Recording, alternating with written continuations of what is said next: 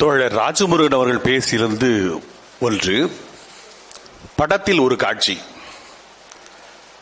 எதற்கும் தலை நிமிராத அந்த கதாநாயகன் தான் அதிகாரத்திற்கு வந்தவுடன் அந்த கொடியை ஏற்றி பார்க்க வேண்டுகின்ற ஆசை, அவன் இரவில் அதற்காக ஒத்திகை பார்க்கிறான். அப்பொழுது தன் தோளில் கிடந்த துண்டை கிழித்து கொடியாக மேலே ஏற்றுகிறான். ஏற்றி அண்ணாந்து பார்க்கிறான். அந்த வண்ணமும் உங்கள் எண்ணத்தை ஈர்த்திருக்கிறது என்பதை நான் உணர்கிறேன்.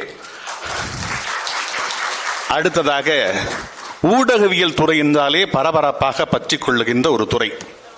அந்த பற்றிக் கொள்கின்ற துறையில் தனக்கோர் இடத்தை பிடித்து தன் பக்கம் மக்களை திருப்பி இருக்கின்ற ஊடகவியலாளர் திரு ரங்கராஜ் பாண்டே அவர்களை அன்புடன் அழைக்கிறேன்.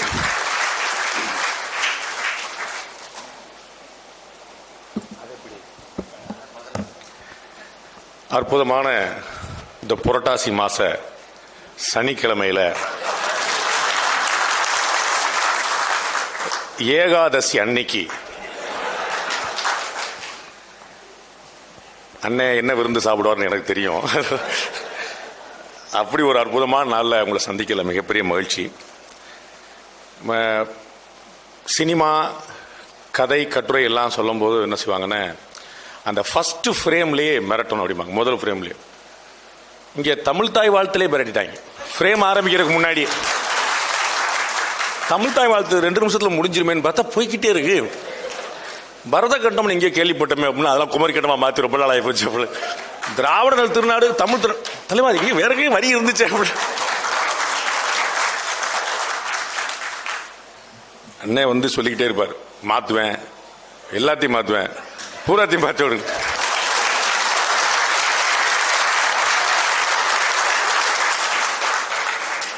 ராஜமுருகன் வந்தோடனே சொன்னார், வாட் அ சர்ப்ரைஸ் அப்படின்னாரு. என்னை பார்த்தோன்னே இன்னும் ஒரே சர்ப்ரைஸா இருக்கு. அதான் சொன்னேன், என் கூட சேர்ந்து இவங்களுக்கெல்லாம் பாவப்பட்டியல சேர போறாங்களா, அவங்க கூட சேர்ந்து எனக்கு புண்ணியம் கிடைக்க போதா தெரியல. ஏதோ ஒன்று நடக்க போகுது, சம்பந்தம் இல்லாம இந்த டிக்கெட் உட்கார்ந்துருக்கேன் அப்படின்னு சொல்லிட்டு இந்த ஆட் மேன் அவுட்டுமாங்களா, அது மாதிரி ஒரு ஆச்சரியமான விஷயம். என்னுடைய நண்பர்கள்லாம் வந்து என்ன உடம்பு முடியலையா, தாடி கிடி வச்சிருக்கியே அப்படின்னு கேட்டாங்க. அந்த அண்ணன் சேவ் பண்ணிட்டாரு. அண்ணன் பெருசாக தாடி வச்சிருந்தாரு சீமாண்ணன், அவர் சேவ் பண்ணிட்டாரு. சரி தம்பியா நம்ம வளர்த்தெல்லாம் பார்க்குறேன் அப்படின்னு சொல்லிட்டு ரொம்ப நாள் இருக்காது. ஒரு அக்டோபர் 2ஆம் தேதி வரைக்கும் தான். ஏன்னா அக்டோபர் 2ஆம் தேதி இங்கே இன்னொரு அண்ணன் வந்து மதுவிலக்குக்காக ஒரு மாநாடு நடத்துறாரு. அன்னைக்கு நைட்டோட மதுவிலக்கு ஒளிஞ்சிரும், ஒன்றும் மது பிரச்சனை இருக்காது. அதனால மறுநாள்லேருந்து ஒன்றும் பிரச்சனை இல்லை, அப்படியே கொண்டு போயிடலாம். நம்ம எப்பயுமே முதல்ல பேசிட்டா கொஞ்சம் நிம்மதி, நம்ம வந்து நமக்கு ஒன்றும் கவலை கிடையாது, நம்ம வந்து பேச நினச்சிட்டு பேசி போயிடலாம். அந்த 2வது 3வது பேசினாலே இந்த சிக்கல் வந்துடும். ராஜமுருகன் பேசும்போது அப்படி கவனிச்சுட்டே இருந்தேன், ஆஹா ஏதாவது பிரச்சனை வரப்போதா அப்படி பார்த்துக்கிட்டே இருந்தேன். இந்த பார்ப்பனர்கள் அப்படின்னாரு, ஆஹா இன்னைக்கு நம்ம தான் பிரச்சனை போல அப்படின்னு அப்பயே ரெடி ஆகிட்டேன். அப்புறம் நல்ல மனுஷன் வந்து நம்ம பக்கம் விட்டுட்டு அண்ணன் சீமான் மேலே ஏதோ கோவம் போல அதை வந்து மறைமுகமாக சொல்லிட்டாரு, கம்யூனிசமும் தமிழ் தேசியமும் ஒன்று அப்படின்ட்டு. நான் எங்கள் அண்ணன் எவ்வளோ பெரிய உயரம் தொடர்ந்து நினச்சிக்கிட்டு இருக்கிறேன், கம்யூனிசம் அதுவும் ஒன்றும் சொன்னோன்னே எங்கள் அண்ணன் எவ்வளோ கம்யூனிஸ்டுகள் எங்கே இருக்காங்க, எங்கள் அண்ணன் ஏன் முன்னாடி தான் சொன்னார், கம்யூனிஸ்ட் கட்சி என்னோட ஒரு ஓட்டு கூட வாங்கிருச்சுன்னா நான் கலைச்சிட்டு வந்து கட்சியில் சேர்ந்துடுறேன்ட்டார் ஒரே அடி. அவர்கள் பாவம் வந்து ஒரு கடுமையான முயற்சி எடுத்துக்கிட்டு இருக்கிறாங்க சித்தாந்த ரீதியில். அண்ணன் வந்து ஒரு தனி மனிதராக பெரிய விஷயத்தை கட்டமைச்சுக்கிட்டே இருக்கிறாரு. நந்தன் படம் ஒரு ஆச்சரியமான அனுபவம். அது முதல்ல எடுத்த உடனே நிறைய செருப்புகளோடு ஆரம்பிக்குது, முடியும் போது நந்தனுடைய செருப்பு காலடி நடையோட முடியுது. அவ்வளவு வந்து ஒரு ஆச்சரியமா வந்து ஒரு ஏகப்பட்ட செருப்புகள் இருந்த இடத்துல அதை வந்து ஒற்றை செருப்பு, அவருடைய ஒரு செருப்போட தனியாக அவர் வந்து ஒரு வெற்றி பெற்ற மனிதனாக நடந்து போகும்போது ஒரு பயங்கர ஆச்சரியமா இருக்கு. நான் வந்து இந்த படத்தை வந்து முதல்ல கொஞ்சம் தயங்கிட்டே தான் பார்த்தேன். மனசுக்குள்ள முன்முடிவுகள்லாம் நிறைய இருந்தது. அதெல்லாம் இல்லாமல் எல்லாத்தையும் அடைச்சிட்டு, வழக்கமாக இது போன்ற படங்களில் நிறைய தத்துவங்கள் பேசுவாங்க, பிலாசபி பேசுவாங்க. அதனால என்ன ஆயிரும்னா, இது நமக்கான படம் இல்லைன்னு பாதி மக்கள் வெளியே போயிடுவாங்க. இது நமக்கு இல்லப்பா தத்துவம் பேசுவாங்க அப்படின்னு சொல்லிட்டு. அவார்டுக்குன்னு ஒரு படம் இருக்குது, அது ஒரு கணக்கு இருக்கு. இன்னொன்று வந்து வெறும் தத்துவத்துக்குன்னு ஒரு கணக்கு இருக்கு.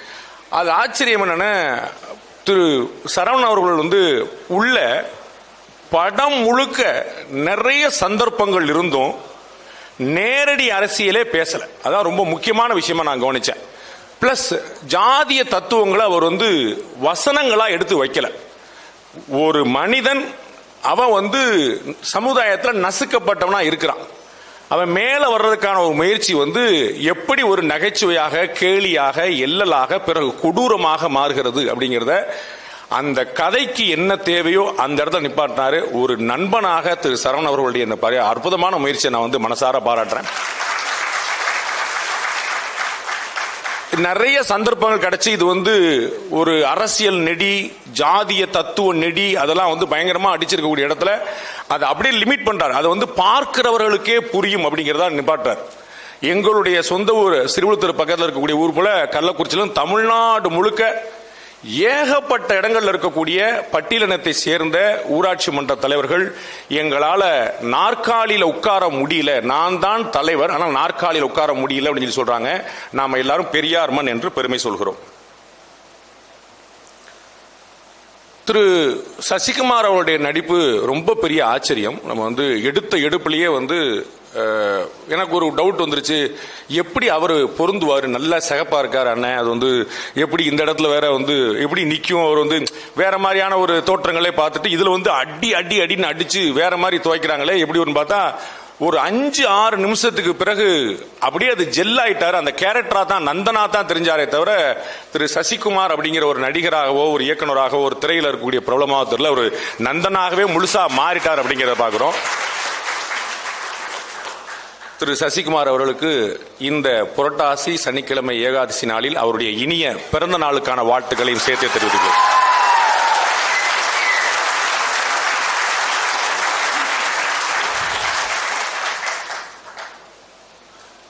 திரு சசிகுமார் மட்டுமல்ல, பாலாஜி சக்தி அண்ணனா இருக்கட்டும், அவர் அந்த வயிறை தள்ளிக்கிட்டு நெஞ்ச நிமித்துக்கிட்டு அந்த அப்படி கேரக்டர்ல வரும்போதே ஒரு அதிகார தோரணை எப்படி அந்த பக்குவம் மனசுக்குள்ளேயே நிக்குது அப்படிங்கறத அவருடைய பாடி லாங்குவேஜ்ல எல்லாத்துலயுமே காட்டினாரு. நிறைய கேரக்டர்ஸ் அப்படி சொல்லலாம்.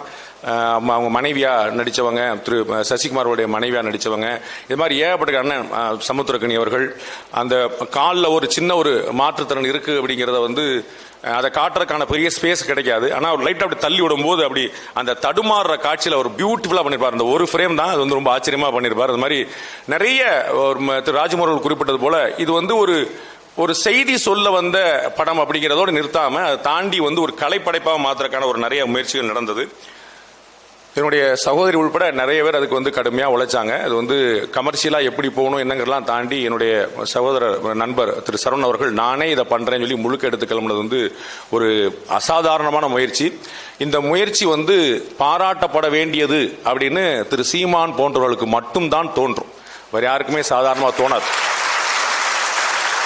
நான் நிறைய வியக்கிறேன். இதை பெரியார் மண் என்று பெருமை பேசுபவர்கள், சமத்துவம் வந்துவிட்டது என்று பேசுபவர்கள், அல்லது நாங்கள் தான் பட்டியலின சமூகத்துக்கான போராளிகள் என்று தங்களை அடையாளப்படுத்திக் கொள்வர்கள், அரசியல் ரீதியாகவும் திரைத்துறையிலுமே நிறைய பேர் அந்த மாதிரி இருந்து அவர்கள் இந்த படத்தை பற்றி வெளிப்படையாக, ஒருவேளை திரு சரவணன் தனியா சொல்லிருக்கலாம் ரகசியமா, வெளிப்படையாக ஏதாவது சொன்னாங்களா அப்படின்னு நான் வியக்கிறேன்.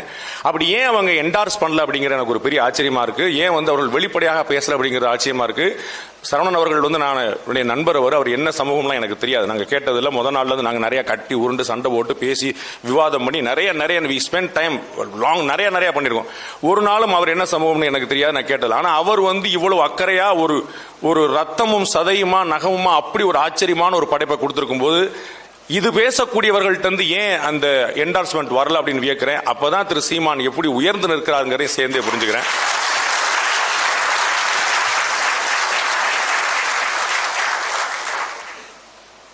எங்கு அடுத்தவர்களுக்கான உதவிக்கரம் நீட்டப்பட வேண்டி இருக்குமோ அங்கு என்னுடைய கரம் முதல் நிற்கும் என்று எப்போதுமே சொல்லக்கூடிய ஒரு அண்ணன் சீமான் அவர்கள் நிறைய இடங்கள்ல அதனால தான் என்னால இந்த கூட்டத்தில் பொருந்தி போக முடியுது. அவர் வெறும் அன்பு, வேற ஒண்ணுமே கிடையாது.